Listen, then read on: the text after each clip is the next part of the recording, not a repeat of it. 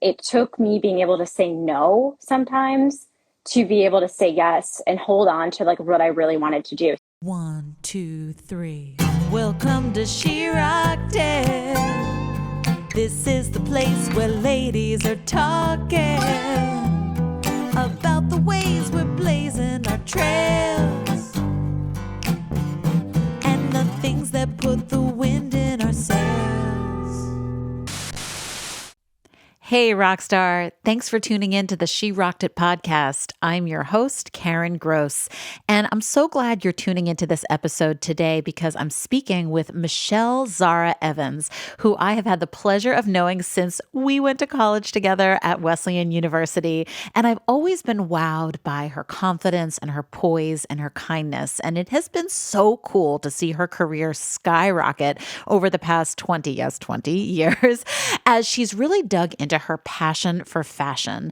In particular, she's an expert in e-commerce and merchandising, which means she has a lot to do with what we're shopping for and what's being picked by various brands. And over her career, she has had the opportunity to work with some incredible brands like Tiffany and Company, and most recently Bespoke Post, which is focused on subscription boxes for men. She is also a jewelry designer and has launched her own jewelry business. So for all these reasons, I know you're going to be inspired by Michelle's journey as a creative. And here's another thing I love about Michelle. She is incredible at connecting women with opportunities. In fact, she connected me with the founder of Elia Fulman, a jewelry brand that Michelle is involved with and that's really focused on women's empowerment. So without further ado, let's dive into this incredible conversation with Michelle, and bear in mind that this interview was also recorded on Instagram, so it may sound a little different than a regular podcast, but I didn't want you to miss Michelle's incredible wisdom about the power of women connecting women. So welcome to She Rocked It, and welcome back into my life after some 20 years. We went to college together at Wesleyan. I've always thought so highly of you, and it's just so awesome to reconnect with you. Same, absolutely. Amazing. And amazing to see what you're doing with this platform.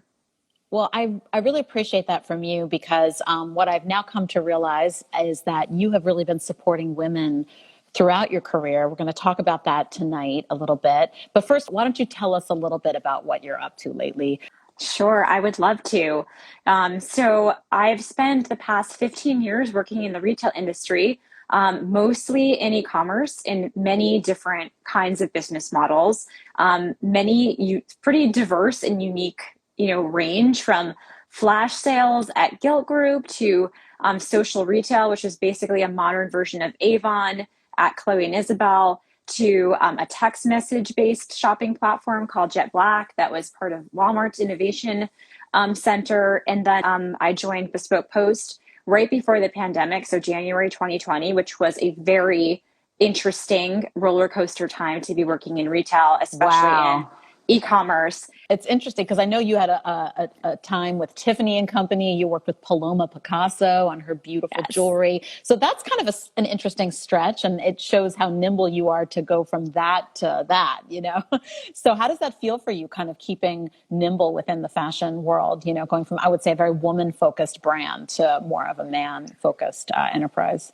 Yeah, I was lucky in a couple of ways. I mean, one, I've worked for businesses that have just been very focused on the customer. And so if you can think about the customer in everything that you do, then it's less about sort of your personal interests. I mean, of course, it's fun and it helps if you love the product that you're buying and that you're working on. But if you can really put yourself in the customer mindset, it's easier to kind of move from one brand to the other, or one type of customer to the other.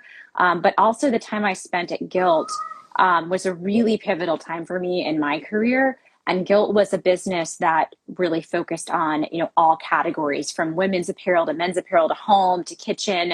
And so in that time, I held many different roles, one of which was a business development role that I think we'll talk a little bit more about in terms of developing your network and being a connector.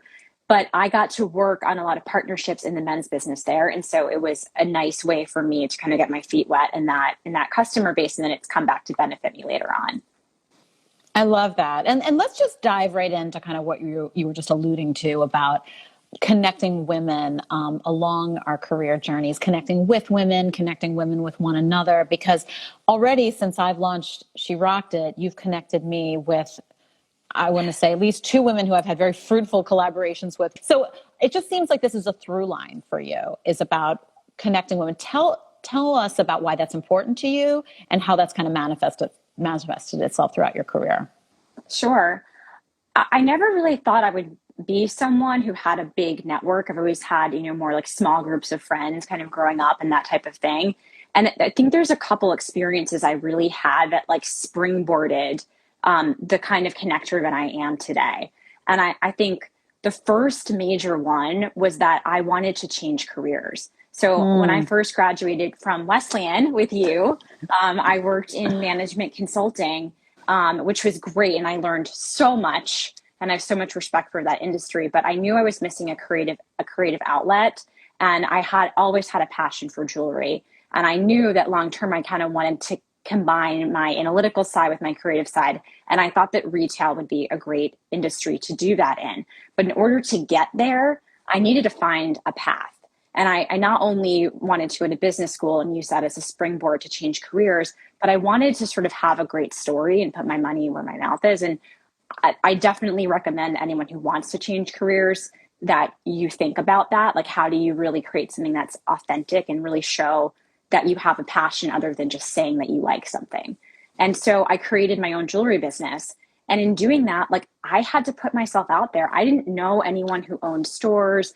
I didn't really know many people who worked in the retail industry.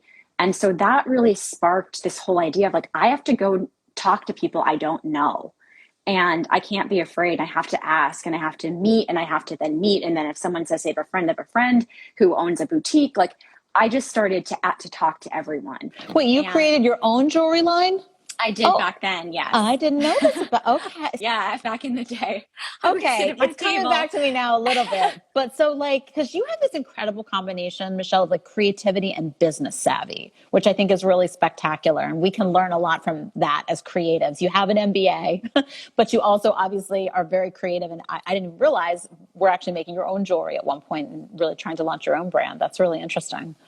Yeah, I did. And I think that gave me the confidence to realize that I can meet people. And when you meet people that are excited about what you're doing as a woman, just liking your product, all of a sudden you start to meet other entrepreneurs. And I met other people in the retail industry. And that was really the beginning of realizing that to get where I wanted to go and switching careers, I wasn't going to be able to rest on the career center, bringing people in to interview on campus for me. I was going to have to find people who worked in the industry on my own. And that to me is really where I started to figure out, like, how do you network? How do you have informational meetings? How do you kind of give and get? Mm, And I yeah. think that experience of really changing careers, like, set me on a path to, knowing I needed to network and connect people, and starting to really love doing it, and then seeing the benefit of it and wanting to help other, people find those connections. And I think, the combination of going through that experience and then just my own personality being someone who is, I call myself a helper. Like, I always want to help. Like, I always want to figure out if there's something I can do. Sometimes that drives my, family crazy, but I think the combination of those two things, of one, of wanting to help people, but also now being in a position where I can, has become Mm. really, really powerful. And I know we were chatting about this earlier, but I really take a lot of pride in maintaining and always continuing to build my network and helping, other people find ways to benefit from the connections that I have. It gives me like a ton of just personal joy, but also like a lot of pride and a huge sense of accomplishment that I don't just want to help someone, but I actually I think can make like sometimes a real difference by putting the right people together and opening doors. I love that. And I love that it's kind of nourishing for you and it's nourishing for the people that, you support in this way. You just have such a generous spirit and it's really refreshing and I appreciate it so much. And I think as women, there's really something like intentional. We can be very intentional about making these connections for one another.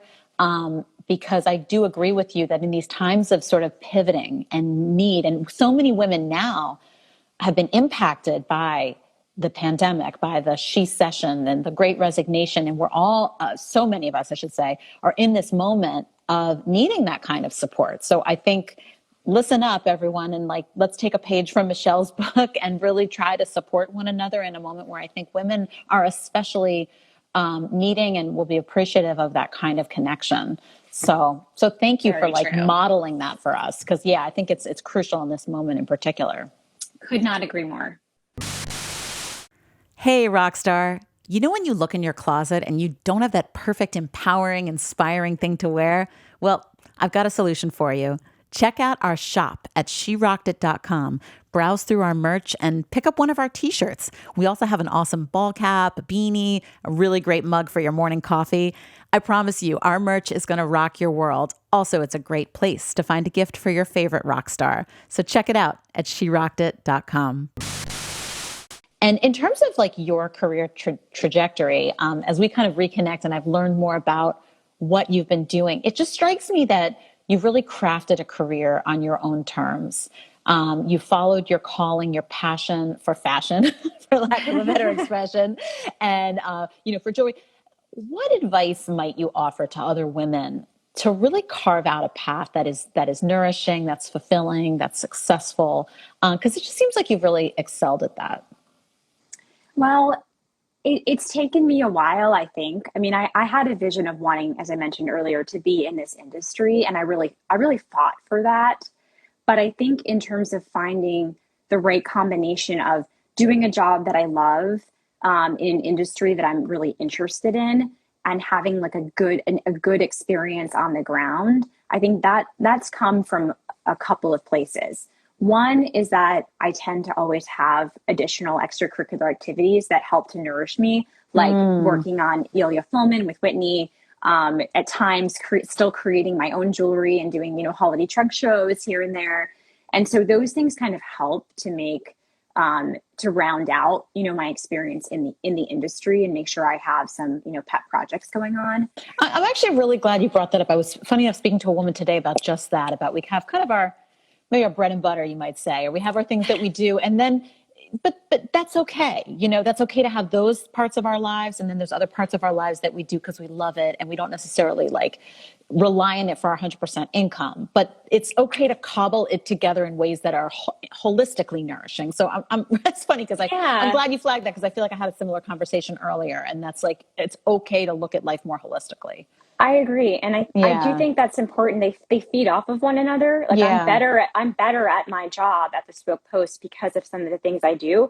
Also because of a lot of the I meet other people, I hear different things, I learn a lot of things, and all of that can benefit, across the board.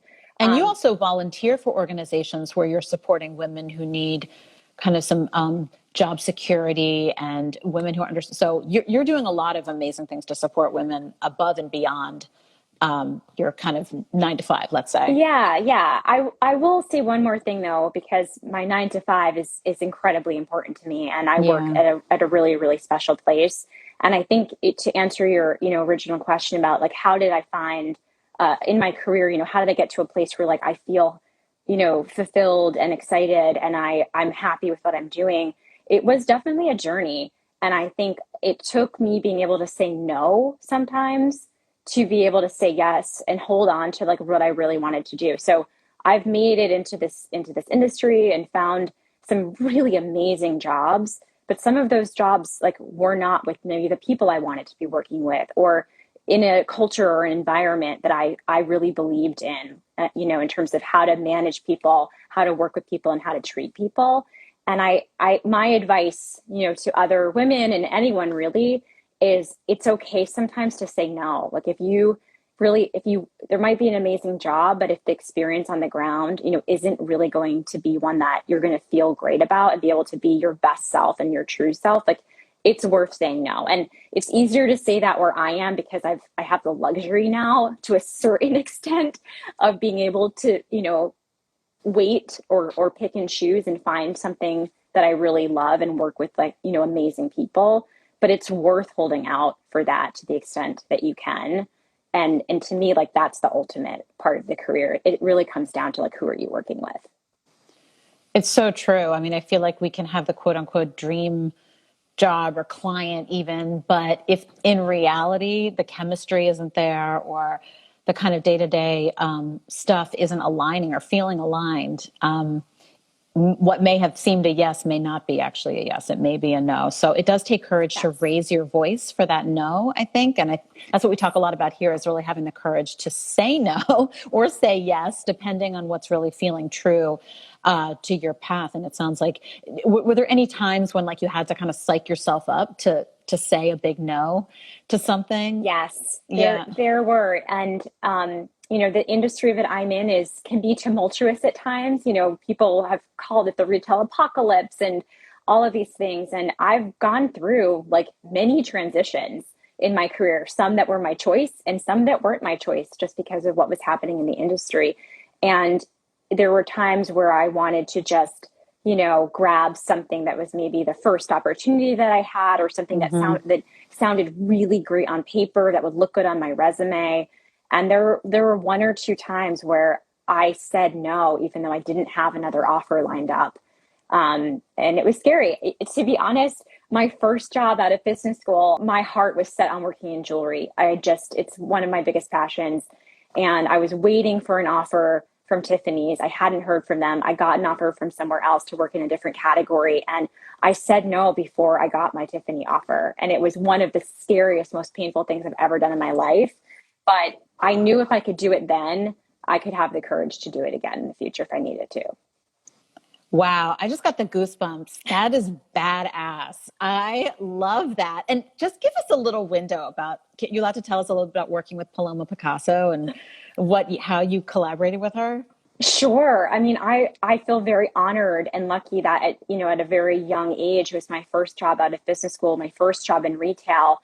I was assigned to do category management and demand planning, which are some merchandising terms, but basically, help build the assortment, develop and launch new products for the Paloma Picasso line.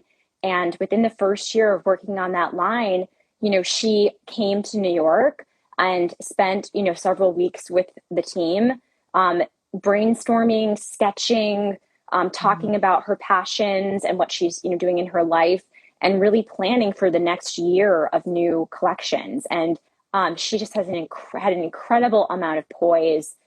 She really immersed herself in nature and in her environments, and brought a lot of that inspiration into the jewelry, which I feel like in some ways was like very ahead of her time. I feel like now there's such a trend to take a lot of inspiration from the outdoors and nature, and she was really doing that a long time ago.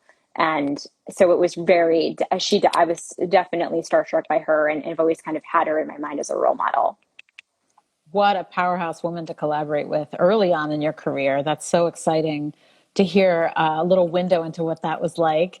And tell us one tip to rock it that we can take with us in our careers to rock it as you have. Reach out to someone and ask for something that you want.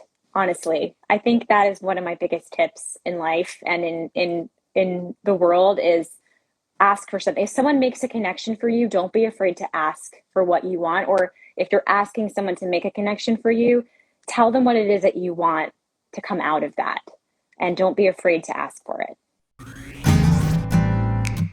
Thanks so much for tuning into the She Rocked It podcast. I'm your host, Karen Gross. This episode has been produced by Tori Marchioni with audio engineering by Tung Chen.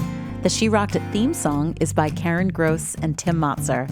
Visit our Instagram page at She Rocked It to join the conversation, and visit our website, sherockedit.com, to learn about how you can join our community, support our work, and attend our live events. Also, you can apply on our website for our Rocket Launcher group mentorship program. See you there.